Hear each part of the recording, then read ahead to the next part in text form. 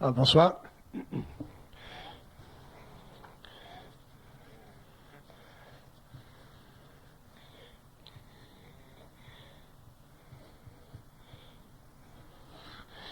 Okay. Dans le cadre de la psychologie évolutionnaire, toujours dans le cadre de cette psychologie, ce que je vais étudier avec vous aujourd'hui, c'est l'équilibre des forces chez l'homme. L'être humain, comme on commence à le découvrir, est composé, est un être composé. Et quand je dis composé, je veux dire qu'il est à la fois dans le matériel, il est à la fois dans le monde astral, et il est à la fois dans le monde d'une conscience mentale qui n'est pas encore totalement réalisée chez lui. Et à cause de cette situation, il n'a pas une identité parfaite.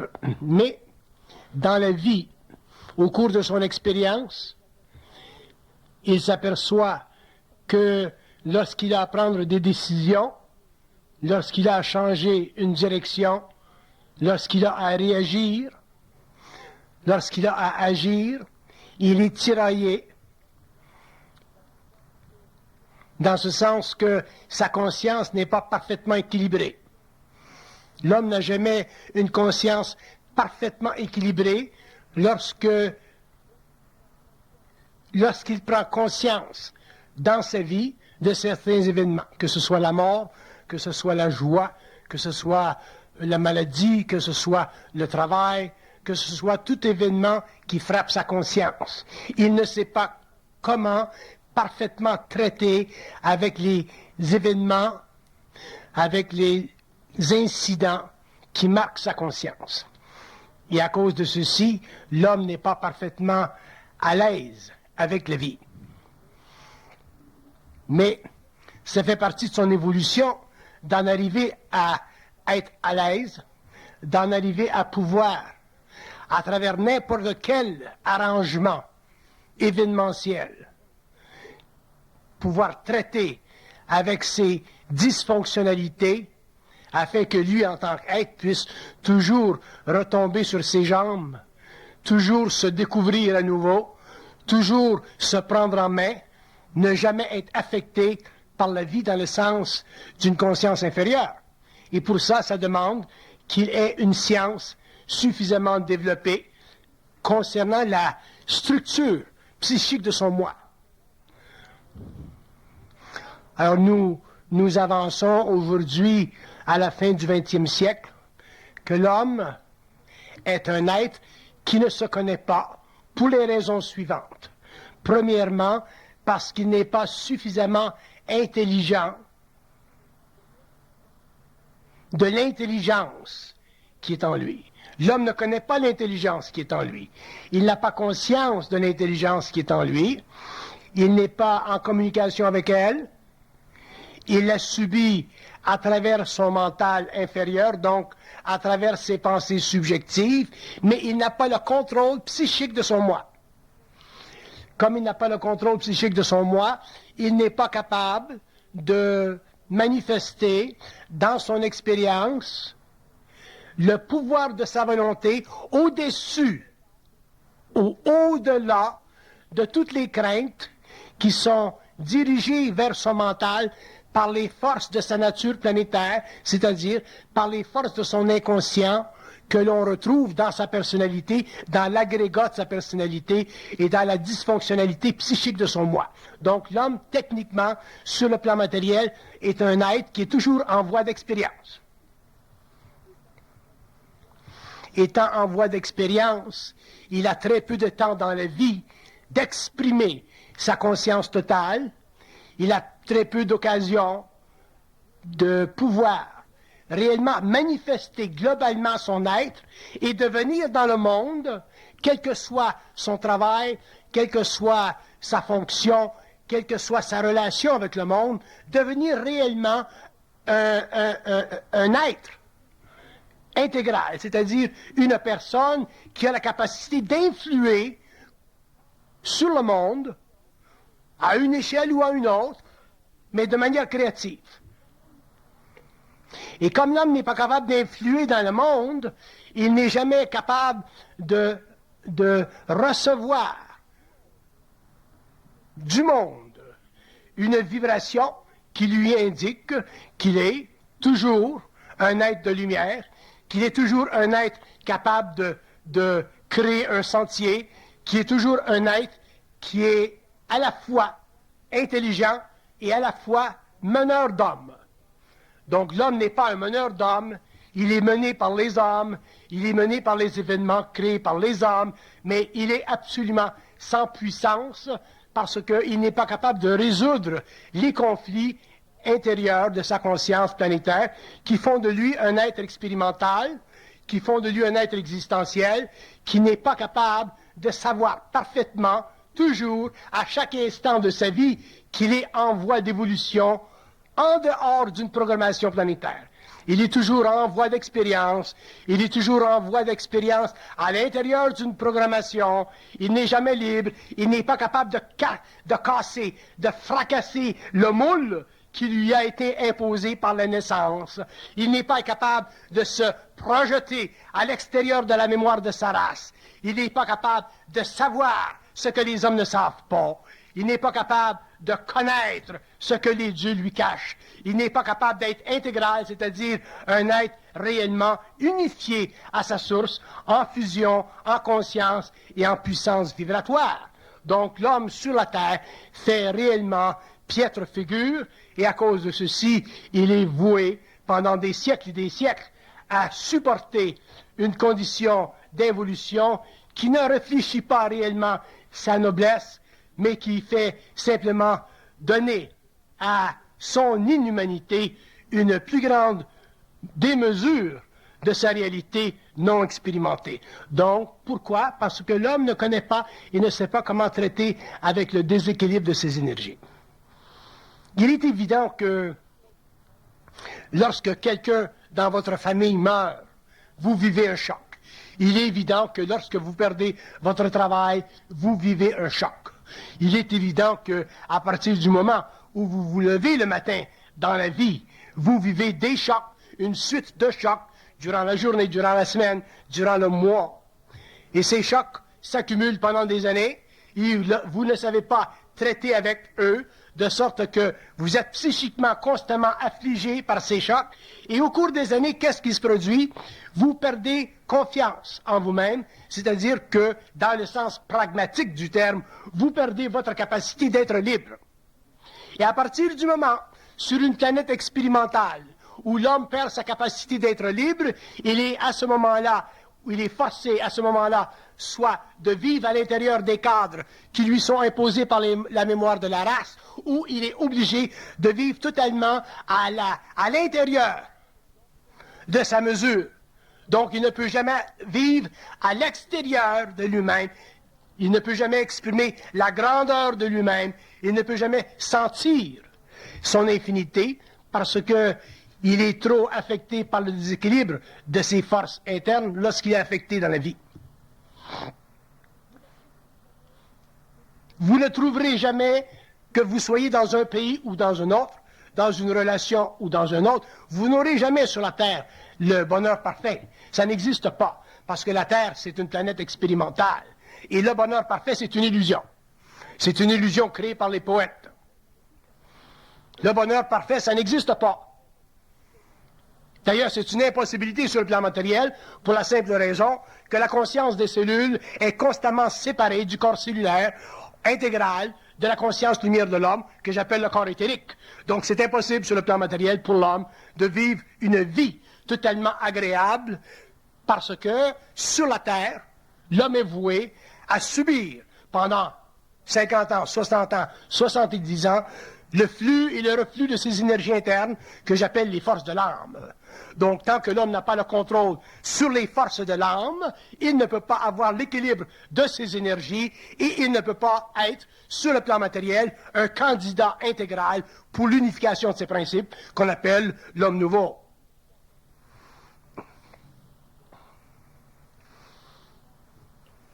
Le problème de l'homme de l'involution, et quand je parle de l'homme de l'involution, je parle de tous ces hommes, de tous ces êtres qui sont descendus des races racines, des Atlantes, des Rishis, jusqu'à aujourd'hui.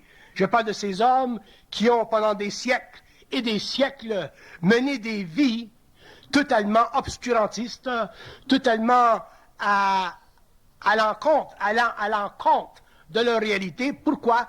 Parce que les hommes ont préféré appartenir à la race humaine qu'appartenir à la race de la lumière. Les hommes ont préféré s'allier avec les hommes que s'allier à la force qui fait partie de la conscience humaine et qui n'est pas du plan matériel.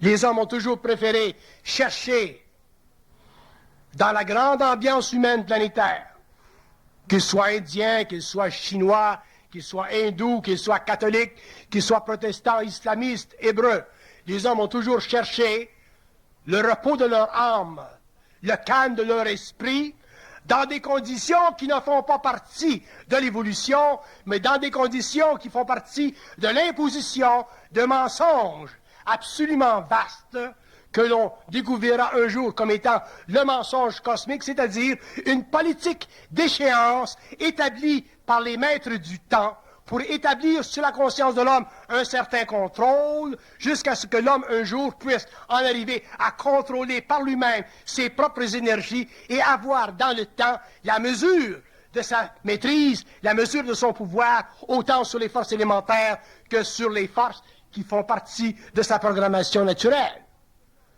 Mais pour que l'homme en arrive éventuellement à se saisir ou à saisir le moment intégral de son union avec des principes systémiques, universels, cosmiques, l'homme devra commencer à pouvoir, au cours de son expérience, traiter avec le déséquilibre de ses énergies lorsqu'il est, durant la journée, durant le mois, durant l'année, durant la vie, violé dans l'équilibre de ses forces par des événements qui vont à l'encontre de son désir, qui vont à l'encontre de sa paix et à l'encontre aussi de son calme intérieur, ce que nous appelons en général les événements de la vie.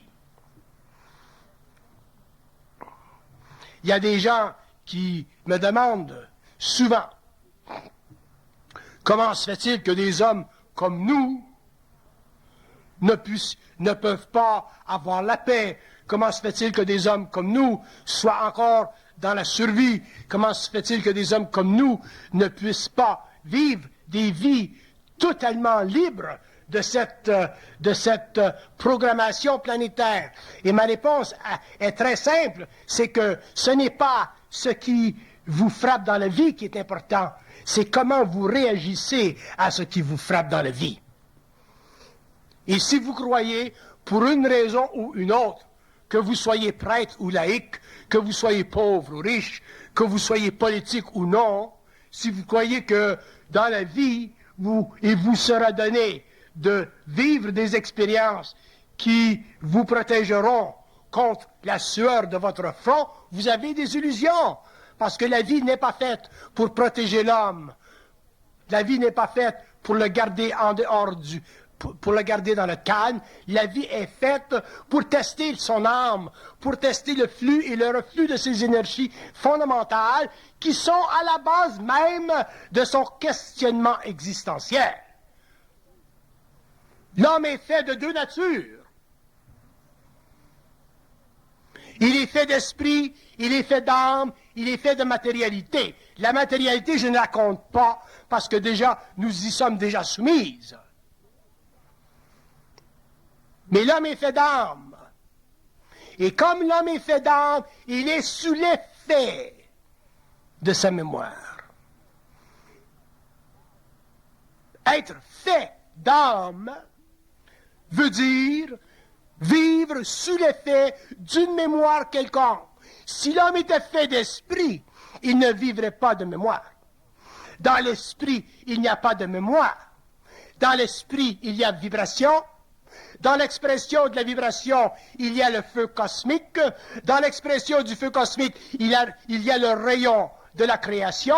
Et chaque homme bénéficie d'un rayon de création dans la mesure où il a conscience de son existence, dans la mesure où il peut avec lui communiquer par télépathie et dans la mesure où il est capable, sur le plan matériel, se dissocier de la présence nauséabonde des forces de l'âme qui, chaque jour, chaque instant, à travers sa pensée, à travers ses émotions, lui font croire qu'il devrait mourir, lui font croire qu'il devrait perdre, lui font croire qu'il est petit, lui font croire toutes sortes de choses qui sont à l'extérieur de sa réalité et qui composent sa personnalité. L'homme a un choix. L'homme nouveau aura un choix. Les forces de l'évolution ne sont pas simplement darwiniennes, biologiques. Les forces de l'évolution sont à la fois mutatives sur le plan psychique, sur le plan morontiel, sur le plan de la télépathie, sur le plan du conscient, sur le plan du supraconscient et sur le plan cosmique éventuellement. Donc les forces de l'évolution sont forcément amenées au cours des générations et des siècles à devoir se présenter à l'homme, mais lorsqu'elles se présenteront à l'homme, l'homme aura à ce moment-là le choix d'aller dans une direction ou dans une autre, c'est-à-dire sortir de la mémoire de sa race pour cesser d'épouser son contrat psychologique avec une humanité insuffisante pour en arriver un jour à établir un lien personnel, transpersonnel, prépersonnel avec une entité, une intelligence, un principe, un rayon, une réalité, une source qui est lui-même sur le plan systémique. Si l'homme veut se sortir de l'évolution et commencer à entrer dans l'âge de l'information, l'âge de la connaissance, ce que vous appelez l'âge du Verseau, mais aujourd'hui dans une phase extrêmement spiritualisée qui, au cours des siècles, prendra le temps de se transmuter pour devenir réellement intelligente. Pourquoi l'homme a tant de difficultés à traiter avec le déséquilibre de ses énergies? Parce que l'homme, et quand je dis l'homme, je parle de cet être sur une planète telle que la nôtre qui n'a pas encore compris qu'il est à la fois animal et à la fois divin. Un homme qui n'a pas compris qu'il y a en lui une divine nature, c'est-à-dire une nature qui n'est pas spirituelle dans le sens divin de l'involution, mais qui est spirituelle dans le sens évolutif du futur, dans le sens où l'homme, avec le temps, devra prendre conscience totale et intégrale de sa nature. Si l'homme n'est pas capable de savoir ceci, au fond de lui-même, il ne pourra jamais mater son animalité, il ne pourra jamais mater les forces de l'âme, et lorsqu'il vivra des événements dans sa vie où l'âme vibre, où la personnalité se forme et se déforme, et où l'esprit est totalement caché à sa propre conscience. Si votre esprit est caché à votre conscience, ça veut dire qu'il y a trop chez vous de forces qui cherchent à violer votre territoire, à violer votre esprit et à vous empêcher de savoir que vous êtes totalement unique et que vous avez le droit, en tant qu'être, sur une planète en évolution, de faire les choix dans votre vie qui sont nécessaires pour l'équilibre de votre énergie. Si vous n'êtes pas capable dans votre vie de faire des choix pour l'équilibre de votre énergie, toujours chercher à équilibrer votre énergie, à ce moment-là, vous perdez votre temps sur la Terre. Vous êtes simplement en voie d'involution, vous êtes simplement des êtres qui allez mourir, mais vous ne serez jamais capable, au cours de votre évolution, au cours de votre expérience, de finalement saisir votre feu sacré et d'en prendre conscience, parce que vous serez toujours en déséquilibre. Le rôle de l'homme sur la terre, ce n'est pas d'être heureux. Ça, c'est de la poésie. Ça fait partie du mensonge des poètes. Le rôle de l'homme, ce n'est pas d'être heureux. Le rôle de l'homme, c'est de contrôler ses énergies, de s'assurer qu'elles sont toujours en équilibre. Toujours en équilibre. Et ça, c'est ce que j'appelle être bien dans sa peau. Si vous cherchez à être heureux, vous êtes réellement des êtres malheureux. Parce que toute votre vie, vous allez chercher à être heureux. Mais si vous cherchez à être équilibré dans vos énergies, si vous cherchez à être bien dans votre peau, un jour, vous serez bien dans votre peau. Et quel que soit l'événement qui viendra frapper votre vie, vous en serez non affecté.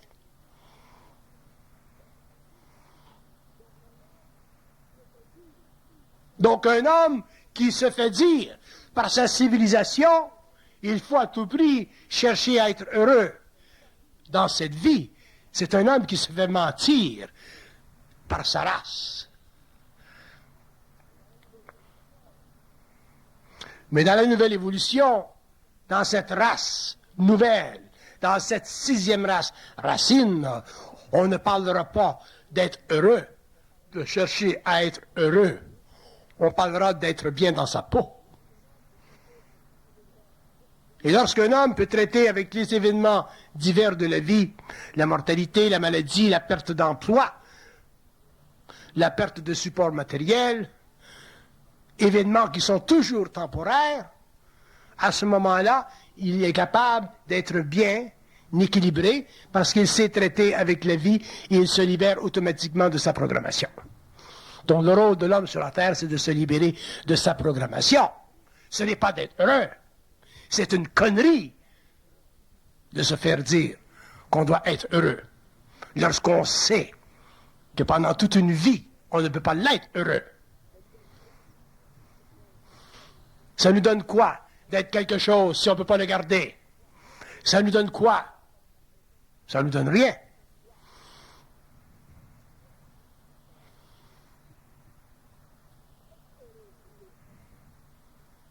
Être heureux pour 2 semaines,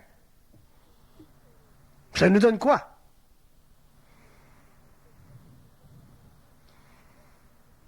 Tous les peuples ont cherché cette illusion. Tous les hommes se sont fait arnaquer par ce désir.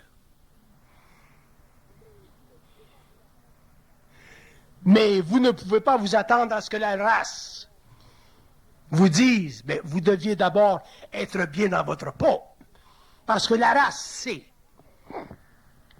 Les maîtres de la race savent. Ceux qui ont le pouvoir des églises, le pouvoir politique, le pouvoir des philosophies, ceux qui manipulent le mental de l'évolution, savent que si vous êtes trop bien dans votre peau, vous deviendrez automatiquement libre de la mémoire de la race.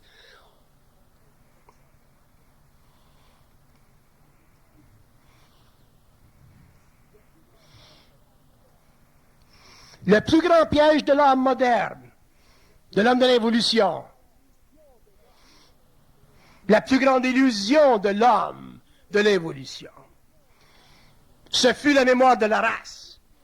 Et c'est la mémoire de la race qui a structuré, qui a donné les facettes de l'architecture de la personnalité de l'homme. Et c'est avec ceci que nous vivons aujourd'hui. Ne demandez-vous pas pourquoi la jeunesse, à la fin du 20e siècle, par intuition, souvent bête, mais quand même par intuition, veut fracturer, briser le pouvoir du passé sur sa conscience contemporaine. Pourquoi les jeunes sont en rébellion? Ce n'est pas parce qu'ils veulent se rebeller. C'est parce qu'ils sentent qu'il y a un mensonge dans la mémoire de la race. Que vous soyez hébreu, islamique, catholique, hindou, noir, blanc.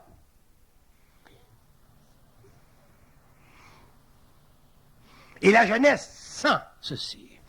Ils ne peuvent pas l'expliquer, mais ils le sentent.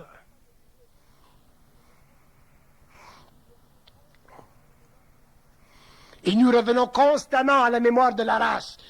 Nous revenons constamment à ces façons de penser, à ces façons d'agir qui scélérosent nos mouvements et qui nous empêchent d'être des êtres libres, c'est-à-dire des êtres capables d'être bien dans leur peau. C'est ça que ça veut dire être libre. Être bien dans sa peau.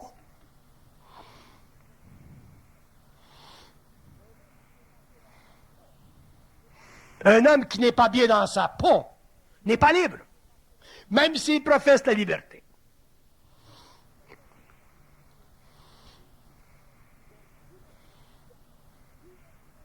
Donc, tout revient à quoi? Tout revient pour l'homme moderne, l'homme de l'évolution, l'homme de l'involution. Tout revient à remettre en question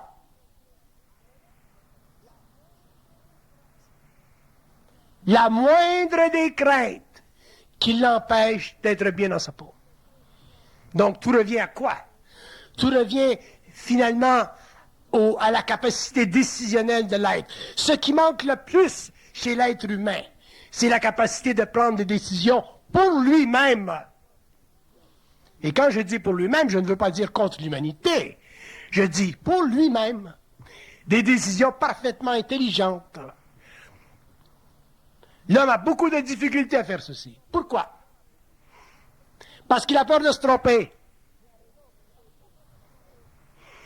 C'est la raison pour laquelle vous n'êtes pas capable de prendre des décisions dans la vie. Parce que vous avez peur de vous tromper. Mais qui vous dit que vous vous trompez? Ce n'est pas moi. Ce n'est peut-être pas l'autre. Ce sont vos pensées. Ce sont vos pensées qui vous disent que peut-être vous vous trompez. Vous ne pouvez pas blâmer votre frère, vous ne pouvez pas blâmer votre belle-mère, vous ne pouvez pas blâmer votre patron, parce que même si on vous dit que vous vous trompez, c'est toujours avec votre mental, avec vos pensées, que vous analysez ce qu'on vous dit. Donc, que vous soyez dit de l'extérieur que vous vous trompez, ou que vous soyez dit de l'intérieur que vous vous trompez, c'est la même chose. Si vous pensez que vous vous trompez dans la vie, vous êtes fait à l'os, et déjà, vous êtes trompé. Penser qu'on se trompe, c'est une... Pour l'individu, c'est une insulte à son intelligence. Parce que ça implique déjà qu'il y a en vous de la confusion. Mais la confusion en vous vient d'où? Elle ne vient pas de votre esprit. Elle vient de vos craintes. Elle vient de votre âme. Elle vient de votre personnalité. Et elle est supportée par quoi? Par les mémoires de la race. Il n'y a aucune incertitude dans de l'esprit. Il n'y a aucune crainte de se tromper dans l'esprit. Pourquoi? Pourquoi? Parce que l'esprit ne réfléchit pas. Alors que l'ego, qui est la réflexion constante des forces de l'âme, est constamment en réflexion. Mais vous réfléchissez sur quoi? Vous réfléchissez de quoi? Vous réfléchissez pourquoi? Vous réfléchissez pour rien. La seule raison pour laquelle vous réfléchissez, c'est parce que vous avez peur de fléchir votre muscle mental. Vous avez peur de vous mettre en action. Vous avez peur de vous projeter dans le temps. Vous avez peur d'être. Vous avez peur, autrement dit, d'être plus grand que ce que vous êtes. Parce que vous n'avez pas la mesure de cette grandeur, vous n'êtes pas habitué à votre grandeur et vous préférez, pour le moment, demeurer dans une mesure inférieure afin de ne pas prendre de chance d'être plus grand que vous êtes.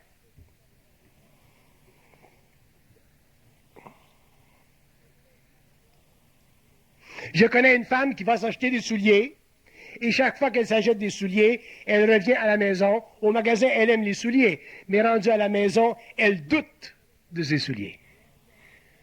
Elle doit retourner au magasin pour changer d'idée.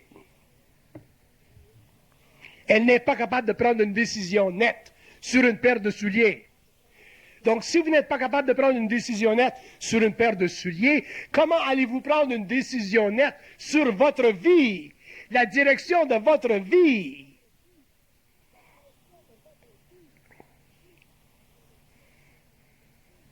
J'ai un monsieur qui ne veut pas prendre de décision de laisser son bureau après 18 ans de travail.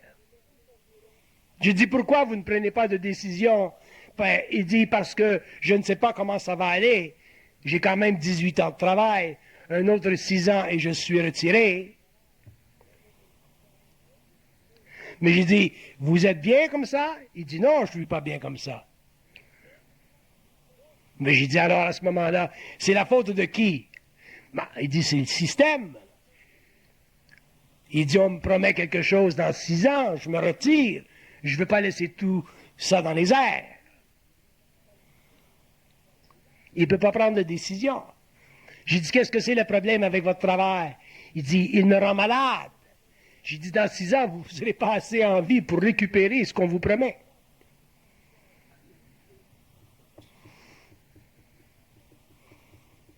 Le plus grand problème de l'homme sur la Terre, c'est son incapacité de prendre des décisions parce que ses énergies sont toujours déséquilibrées. Sinon, vous auriez toujours la tête vide. Normalement, un être humain doit avoir la tête vide. Mais nous n'avons pas la tête vide, nous avons la tête pleine. Pleine de réflexion, pleine d'excuses, pleine d'ambiguïté, pleine de confusion. Regardez dans le domaine de l'amour ce que nous vivons. C'est abominable. C'est l'expérience la plus merveilleuse de la vie, l'amour, et c'est celle qui nous fait chier le plus. Regardez le travail. C'est la deuxième expérience de la vie la plus féconde. Et qu'est-ce qu'il nous donne, le travail? Il nous donne des ulcères. Il n'y a rien dans la vie que nous faisons comme il faut. Nous ne faisons pas l'amour comme il faut. Nous ne travaillons pas comme il faut. Nous ne développons pas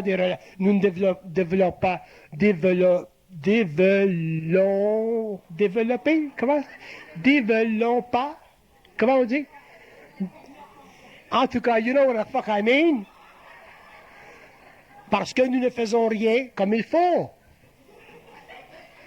C'est abominable.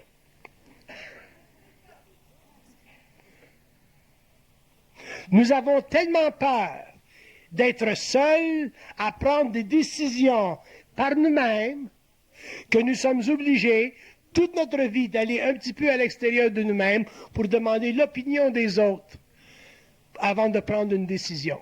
Nous ne sommes pas capables de prendre une décision seuls par nous-mêmes. Pourquoi? Parce que nos énergies sont toujours déséquilibrées. Donc je deviens spécifique sur le déséquilibre des énergies. On me dit dans ma tête que l'homme est incapable de supporter la paix.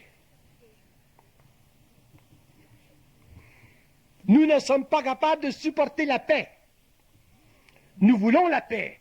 Nous cherchons la paix, mais nous ne sommes pas capables de la supporter. Et je vais vous dire pourquoi. Parce que la paix, premièrement, elle n'existe pas dans les conditions où nous fonctionnons actuellement. Donc, au lieu de vivre et de prendre des décisions qui nous amèneraient la paix, nous prenons des décisions qui nous amènent une fausse paix temporaire parce que c'est moins difficile. Parce que la paix, autrement dit, l'équilibre de nos énergies, c'est quelque chose qui ne fait pas partie de la programmation. Tous les hommes sur la Terre sont voués à la programmation, c'est-à-dire à l'absence de paix. Donc la paix, c'est quoi? C'est vivre en dehors de la programmation. Mais vivre en dehors de la programmation, ça demande quoi? Ça demande une capacité de restructurer notre vie, non pas en fonction des forces de l'âme, c'est-à-dire en fonction de nos personnalités, mais en fonction de notre esprit, c'est-à-dire notre intelligence intégrale. Et nous avons la peur de le faire.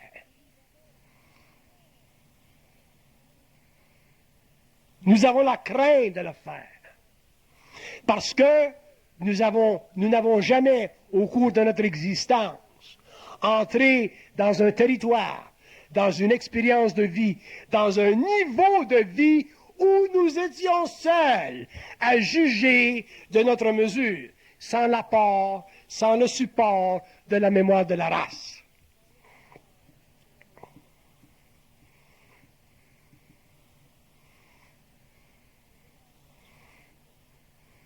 Demandez à un Italien de se libérer de la mémoire de la race. Demandez à un Irlandais de se libérer de la mémoire de la race. Demandez à un Juif de se libérer de la mémoire de la race. À un islamiste de se libérer de la mémoire de la race.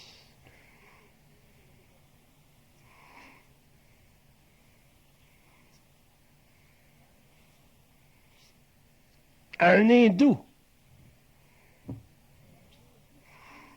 Demandez à un homme de se libérer de la mémoire de la race. Et qu'est-ce qu'il vit? Instantanément. Il vit la crainte froide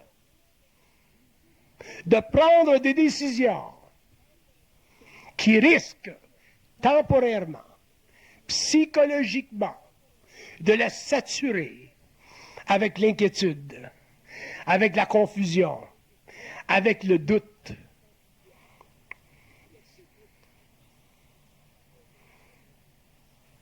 Nous parlons d'esprit, nous parlons de lumière, nous parlons de la grandeur de l'homme, nous parlons de conscience supramentale, nous parlons de tous ces mots.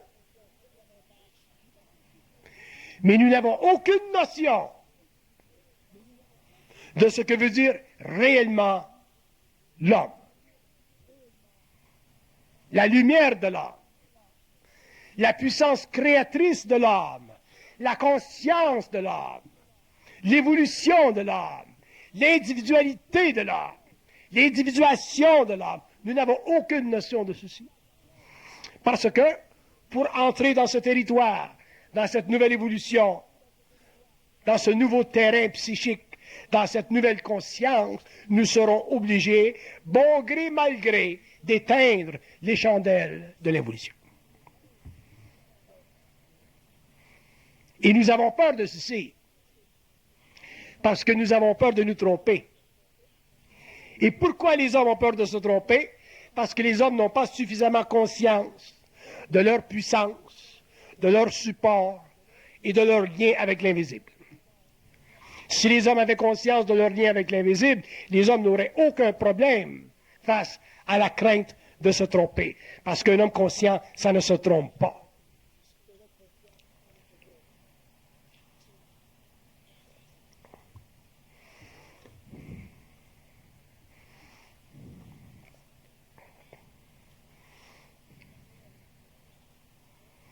Je parlais avec mon courtier ce matin et je disais à mon courtier, quelle est la différence entre une part de 100 $ et 100 parts de 1 $? Il dit, c'est la même chose.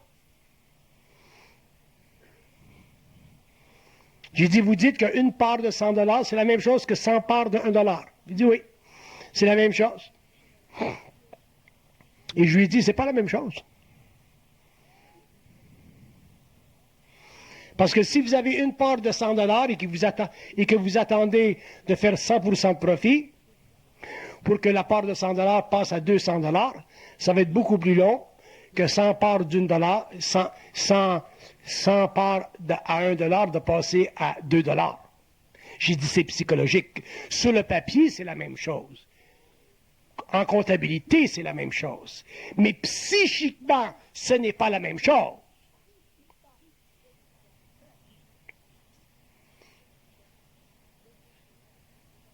Donc j'ai dit, ne cherchez pas, ne m'appelez pas au téléphone pour me vendre des parts sur la bourse américaine de 90 à 100 dollars. Appelez-moi pour me vendre des parts de 10 dollars, 15 dollars, 20 dollars. Sinon, je n'achète pas.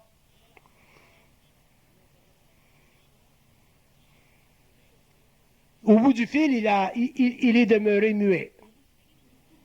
Et c'est lui qui est l'expert. Donc, si je suis dans la mémoire de la race, si je ne suis pas capable de définir par moi, selon ma propre réalité, la différence entre une part de 100 dollars ou 100 parts de 1 dollar, je suis obligé d'accepter la définition de ce bonhomme qui fait de l'argent avec mon argent. Donc je suis encore piégé par la mémoire de la race.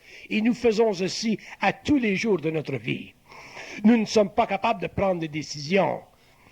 Et une des raisons pour laquelle nous ne sommes pas capables, c'est parce que nous avons crainte de défier l'autorité sur le plan de la valeur mentale de sa fonction psychologique par rapport à soi.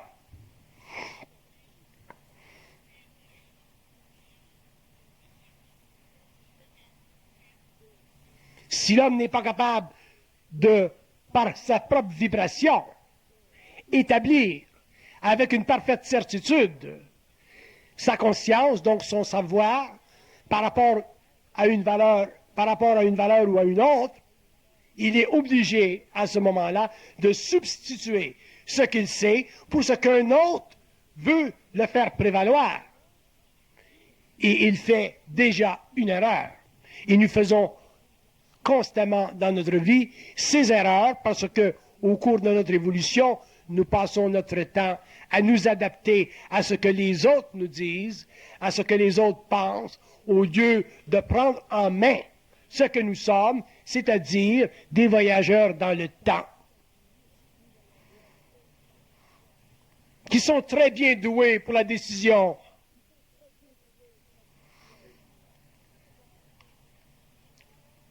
Et qui sont capables de supporter la décision.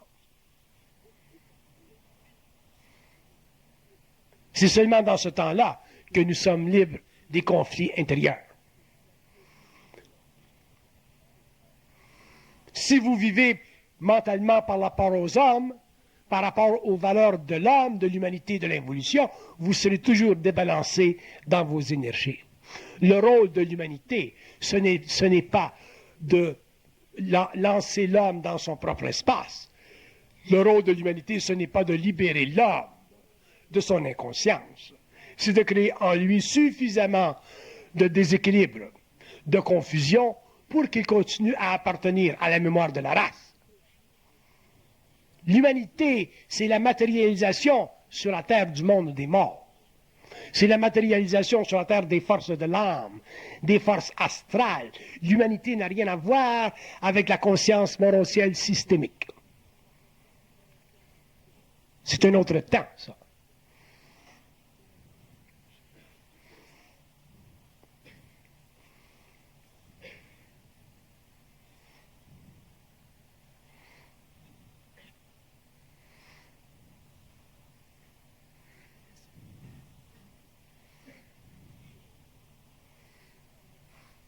Et au lieu d'utiliser les événements dans la vie, tous les événements, n'importe quelle sorte d'événements, pour tester notre capacité de toujours mettre l'équilibre dans nos énergies, c'est-à-dire de nous soulever au-dessus de la mémoire de la race qui nous influe autant dans le rêve que le jour. Au lieu de faire ceci, nous nous endormons et nous passons de grandes années de notre vie totalement endormis. Et nous voulons quoi? Nous cherchons quoi? Nous cherchons un peu dans le monde des points de lumière. Nous cherchons dans le monde des sources de connaissances. Nous cherchons dans le monde des écoles qui vont nous donner des réponses. Il n'y en a pas d'école dans le monde qui vont vous donner des réponses. Il n'y a pas d'hommes qui vont vous donner des réponses. Il n'y a pas de maîtres qui vont vous donner des réponses. Il y a des êtres qui vont vous inviter à regarder la vie d'une certaine façon. Oui, c'est tout ce qu'ils peuvent faire. Le reste, l'homme doit le faire par lui-même parce que, ultimement, l'homme est un être qui doit être créateur. Et être créateur, ça veut dire engendrer à partir de soi. Engendrer des décisions à partir de soi dans un milieu d'expérience quelconque, que ce soit sur le travail, que ce soit dans vos intimités, que ce soit dans vos relations humaines. Être créateur, c'est engendrer à partir de soi. Mais avec quoi comme support? Rien. Sinon, vous allez toujours chercher le support de la mémoire de la race. Comment mes pères ont fait ceci? L'homme nouveau ne demande pas comment mes pères ont fait ceci. L'homme nouveau trace un nouveau sentier pour lui-même, par lui-même. L'homme nouveau ne fait pas partie de la mémoire de la race. Il est individué et ultimement, il est un être constamment informé de l'intérieur. Mais informé de l'intérieur ne veut pas dire déformé de l'intérieur.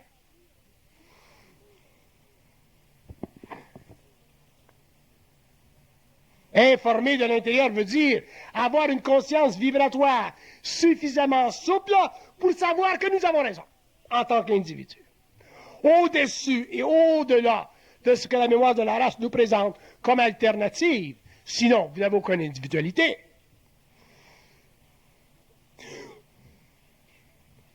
Vous faites partie de ce que nous appelons la race humaine, la grande vague.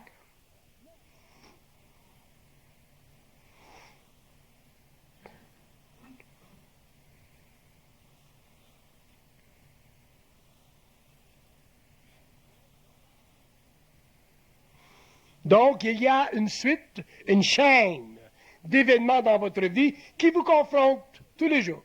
Travail, les amours, les relations, finances.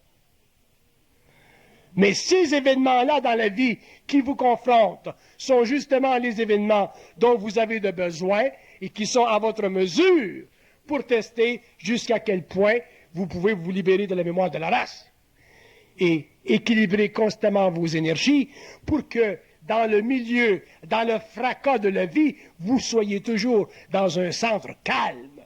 Si vous n'êtes pas capable de maintenir un centre calme dans le fracas de la vie, mais c'est évident que vous aurez des ulcères, vous aurez le cancer, vous aurez toutes sortes de choses parce que la vie est faite pour tester vos corps.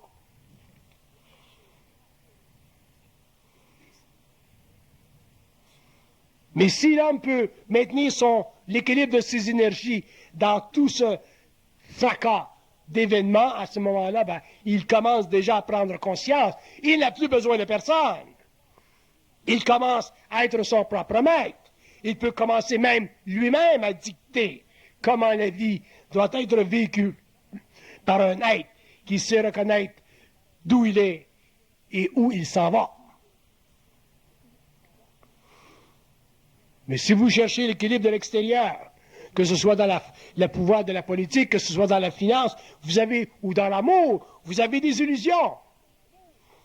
Ce sont des choses qui vous sont envoyées simplement pour tester jusqu'à quel point vous avez un discernement qui vous permet d'aller d'aller plus loin que les forces de l'âme, d'aller plus loin que l'expérience de l'âme.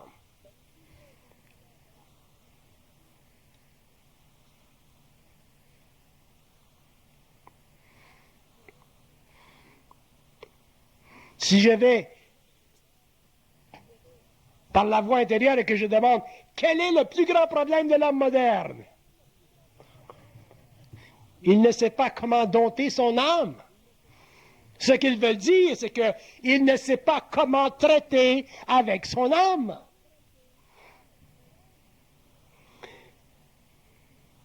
Nous vivons dans une période de vie qui est extrêmement prometteuse et à la fois, nous vivons dans une période de vie qui est extrêmement décadente. Et en tant qu'hommes, nous devons être capables de choisir ce que nous voulons faire avec ces énergies dans ces milieux humains modernes. Sinon, nous sommes appelés à la débâcle. Regardez les jeunes. Regardez le jeune qui sort de l'école et qui veut entrer dans le monde du travail. Regardez le monde de la compétition. Regardez le monde de la drogue. Regardez le monde du cinéma. Regardez le monde de la porno. Regardez l'Internet. Regardez tout ce qui se passe, qui se décuple et qui avance à un rythme de plus en plus rapide. Comment l'homme qui n'a pas de conscience, qui n'a pas d'identité, va traiter avec ce mouvement inexorable au cours des générations qui viennent d'une civilisation qui a perdu contact avec elle-même. La pollution, le travail qui manque, les programmes socialistes qui demain ne pourront pas nous supporter.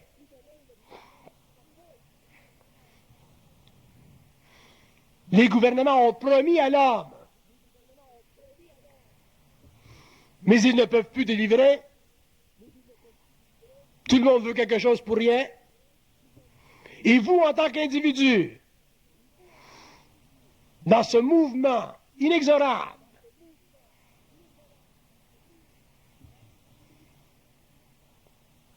vers la reconnaissance de soi, ou la perte totale de son identité, qu'est-ce que vous allez faire demain?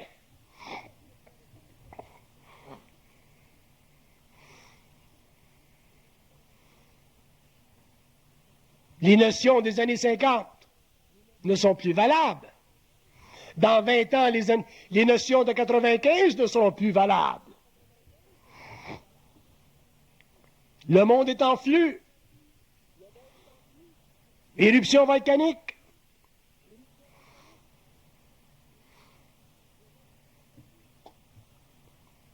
Problème de démographie. Vous avez vécu en Europe avec ces masses qui recherchent du boulot, du travail, de l'équilibre.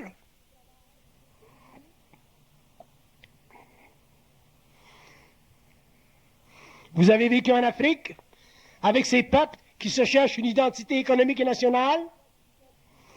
Vous avez vécu en Amérique du Sud avec ces peuples qui veulent copier l'Europe. Vous avez vécu aux États-Unis avec ces individus qui sont affolés par la violence, par le déséquilibre,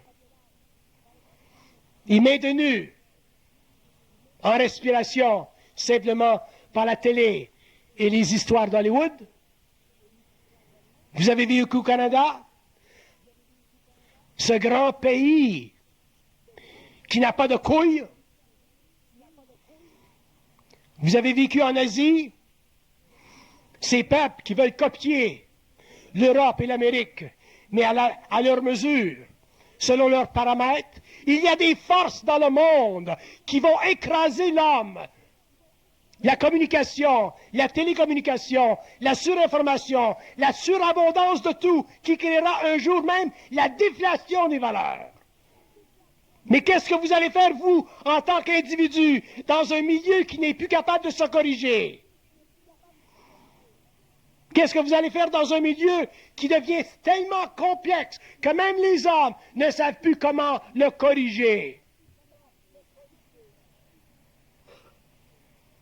Qu'est-ce que vous allez faire, vous, lorsque la religion ne sera plus suffisante pour votre esprit ou pour le calme de votre âme? Autrement dit, qu'est-ce que l'homme va faire lorsqu'il sera obligé d'être seul devant l'inévitabilité historique de la dégradation des forces sociales, économiques et politiques dans un monde qui est devenu trop pesant pour un petit esprit? Vous croyez que nous savons tout ce qui se passe? Vous croyez que nous sommes au courant de tout ce qui se passe au niveau de la pollution dans le monde?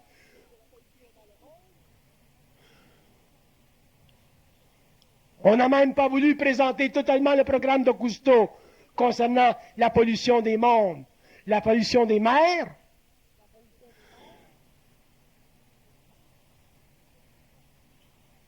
Vous croyez que les problèmes de l'humanité sont finis parce que nous avons Microsoft?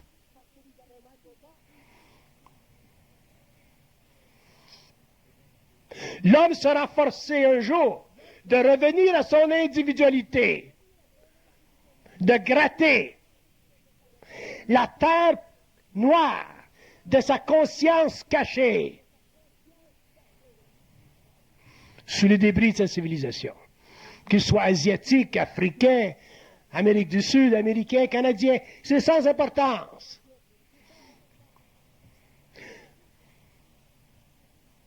La bourse a toussé le mois passé. Crise économique en Orient, Malaisie, Indonésie, Japon. Et les secousses viendront dans le monde à des moments qui sont cachés à l'homme, à l'humanité. Alors, l'homme, l'individu, un peu plus sensible, conscient, qu'est-ce qui lui restera lorsque on lui aura enlevé les sécurités fictives d'une social-démocratie ou d'un capitalisme à l'américaine? Qu'est-ce qui lui restera à l'homme? Rien d'autre que sa force intérieure. Non pas basée sur la spiritualité des systèmes de l'évolution, non pas basée sur les fabulations ésotériques et occultes de l'évolution, mais fondée sur une prise de conscience réellement unie à sa réalité. Nous avons toujours cherché Dieu, nous avons toujours cherché des maîtres, nous avons toujours cherché des religions, nous avons toujours cherché à s'accrocher à quelque chose, et toutes ces choses, au cours des siècles, se sont mutées, transmutées, transformées.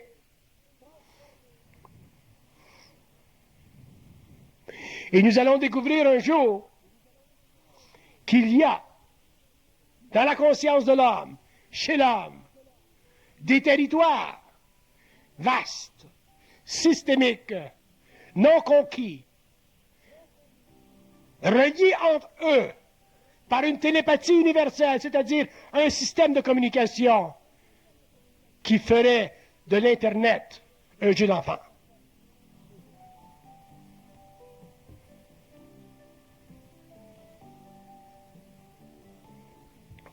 Nous voulons garder notre identité parce que nous avons peur de la folie. Mais pourquoi nous avons peur de la folie? Parce que déjà, nous sommes un petit peu colorés par elle. Sinon, nous n'aurions pas peur de la folie. Un homme qui n'est pas coloré par la folie, un homme qui n'a pas peur de la folie, un homme qui est totalement sain d'esprit, se fout de la folie. Et quand on se fout éperdument de la folie, qu'est-ce qu'on fait?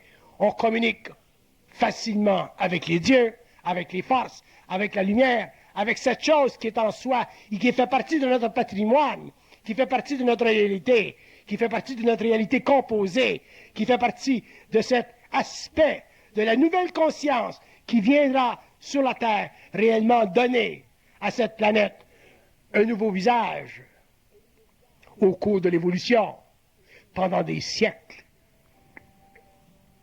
Ce n'est pas à nous, en tant qu'hommes, de chercher dans notre conscience le millénium. Ce n'est pas à nous de chercher dans notre conscience l'âge du Verseau. Parce que si nous cherchons l'âge du Verseau, nous cherchons encore à l'extérieur de soi. Si nous cherchons dans le millénium, nous cherchons encore à l'extérieur de soi. Nous passons notre vie à chercher à l'extérieur de nous-mêmes lorsque, en fait, en tant qu'individu, en tant qu'esprit, uni à l'âme, incorporé dans la matérialité,